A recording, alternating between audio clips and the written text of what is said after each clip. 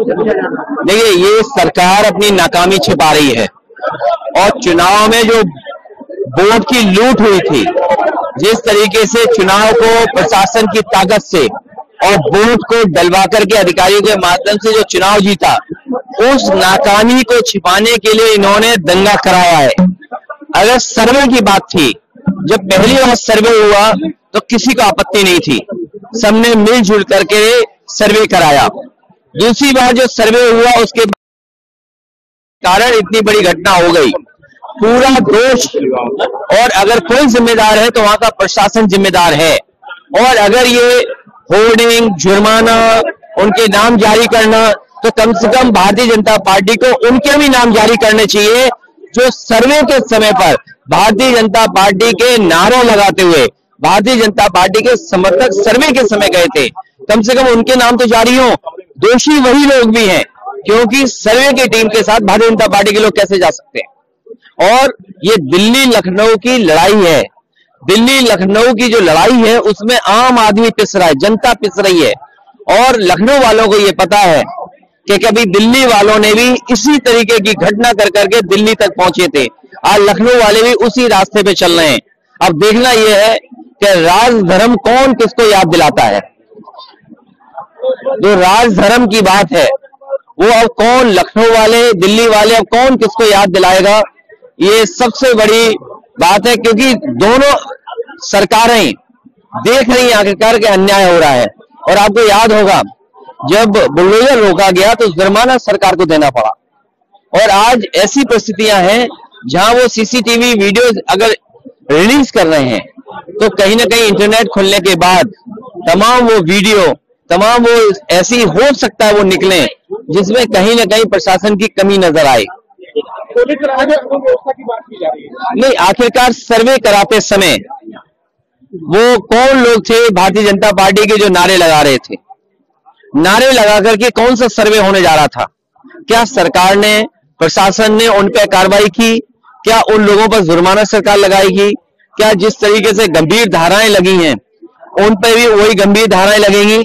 आप सांसद पर, विधायक पर मुकदमा दर्ज इसलिए कराना चाहते हो क्योंकि वो आवाज ना उठाएं।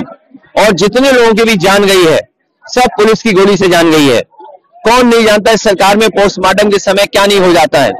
यहाँ पर यह भी है कि पोस्टमार्टम में दबाव बना करके डॉक्टर्स पर रिपोर्ट बदलवाई जाती है, तो प्रशासन क्या नहीं कर सकता है।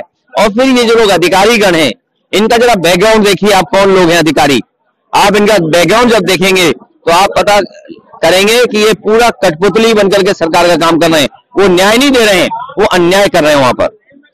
मिल्कीपुर का चुनाव भी, मैं अयोध्या और मिल्कीपुर के चुनाव के लिए पूरे देश के मीडिया के लोगों को और पूरे विश्व के मीडिया के लोगों को निमंत्रण देना चाहता हूं कि आए और देखें आगे कितना निष्पक्ष चुनाव होता है, कितना डेमोक्रेटिक तरीके से चुनाव होता है।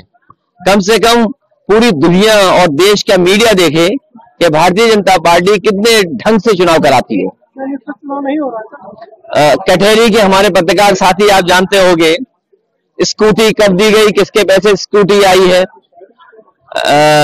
सिलाई मशीन किसके पैसे से आई है। और मैं तो आपसे कहूंगा कि कोई ना कोई सम्मान का कार्यक्रम जरूर किया जाएगा।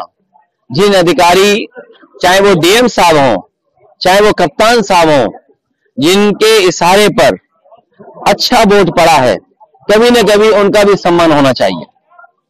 इलेक्शन कमीशन करे, नहीं तो कोई सरकार आए, वो जरूर सम्मान इनका करे कि जिन्होंने मशीन की बटन दबा दबा करके वोट पड़वाए। सर, आपने भी तो ऑफर दिया? नहीं, मैं तो ऑफर अभी भी जारी है।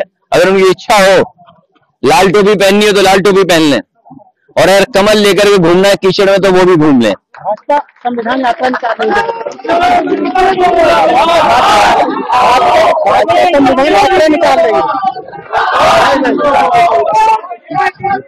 देखिए, भाजपा संविधान से नहीं चलती है। भाजपा संविधान से नहीं चलती है। भाजपा मन विधान है उनका, वो मन विधान से चलती है। और लोकतंत्र में लोग वोट डालते हैं, लोग वोट डालें, ये तंत्र से वोट डलवाते हैं। तो इनके लिए लोकतंत्र कुछ नहीं है। लोग से वोट नहीं डलवाते हैं, ये तंत्र से वोट डलवाते हैं। और 27 में उसकी तैयारी हम जनता को करनी पड़ेगी।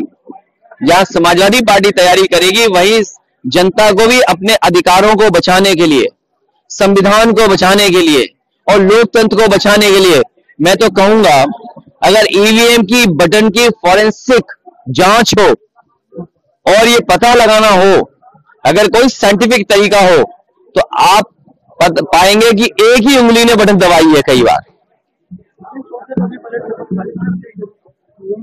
ये लड़ाई लंबी है और लगातार चलती रहेगी। लोग इसकी मांग करते रहे हैं। कई देशों में ईवीएम मशीन अनकॉन्स्टिट्यूशनल है, अगर उसमें वोट पड़ता है तो अनडेमोक्रेटिक है वहां पर। 27 देखिए 27 दूर नहीं है, 27 में बहुत से लोगों को जाना। ये जो दंगा हुआ है, मैंने आपसे कहा, ये दिल्ली लखनऊ की लड़ाई है। लखनऊ वाले दिल्ली जाना चाहते हैं। जो कभी दिल्ली वालों ने रास्ता अपनाया था दिल्ली पहुंचने का, वही रास्ता अपना रहे हैं। और इस झगड़े में, दिल्ली और लखनऊ के झगड़े में उत्तर प्रदेश का भाईचारा पिस रहा है, आम जनता पिस रही है।